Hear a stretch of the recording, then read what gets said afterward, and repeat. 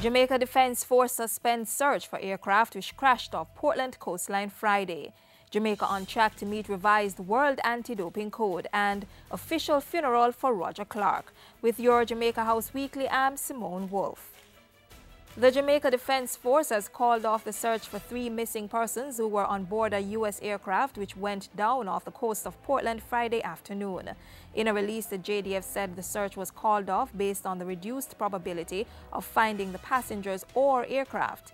The decision was made based on continuous reassessment of the situation and the likelihood of them finding the aircraft, which crashed in an area with depths of 1,500 to 2,000 meters. The small private plane is reported to have been traveling from Rochester in New York, heading for Naples in Florida when it veered off course. Word came last week that the late Minister of Agriculture and Fisheries, Roger Clark, would be accorded an official funeral. In a statement, the Office of the Prime Minister said the funeral would take place this Saturday, September 13, at the St. George's Church in Savannah, Lamar, Westmoreland. The service is scheduled to begin with tributes at 10:30 a.m. Interment will follow at Williams Field in the parish. Minister Clark died on August 28 in the American state of Florida. His body is to return to the island this Wednesday, September 10. In the meantime, condolence books were opened last week for persons wishing to pay tribute to the late minister.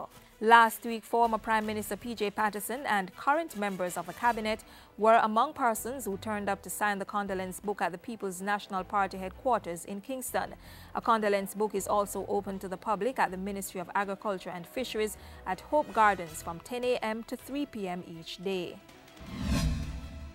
The Jamaica Anti-Doping Commission, JADCO, announced Thursday that it was making progress in its efforts to update its rules to meet new requirements set to take effect next year.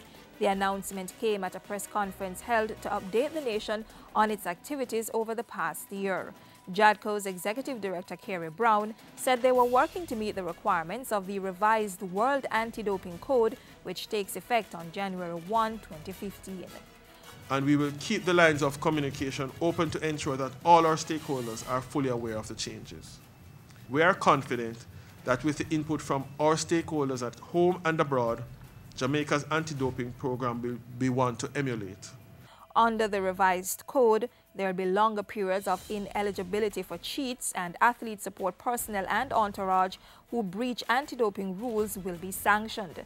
In addition, athletes will be punished if they miss 3 tests or fail to file drug samples within a 12-month period. There will be increased focus on the prevention and value-based education, as well as changes to the therapeutic use exemptions, mutual recognition arrangements.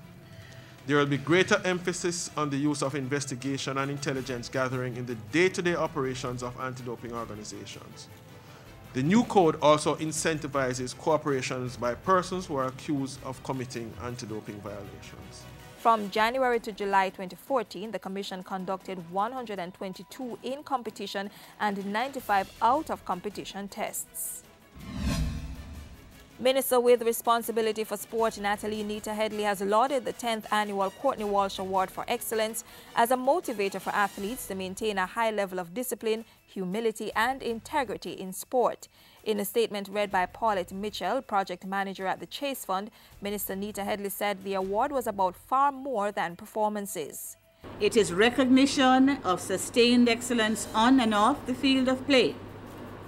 In fact, this award celebrates our role models, male and female. The people whom you would not only celebrate on your television sets or from the stands, but persons whom you would love to invite over for dinner. The minister's message was read as nominations opened for the Courtney Walsh Award for Excellence. This year's winner will walk away with $500,000 and the coveted Courtney Walsh Trophy. The award ceremony will see a high school male and female student receiving a plaque, $250,000, and a tablet with a year's internet service. Nominations for the awards can be dropped off at the Chase Fund's Grenada Crescent Kingston office no later than September 19. And this past week, Prime Minister Portia Simpson Miller took some time out to welcome Jacqueline Sharp, President and CEO of Scotia Group. The Prime Minister also met with C&W Communications CEO Philip Bentley in the courtesy room at Jamaica House. And that's it for this week's Jamaica House Weekly. Join us next time for the latest developments at the office of the Prime Minister.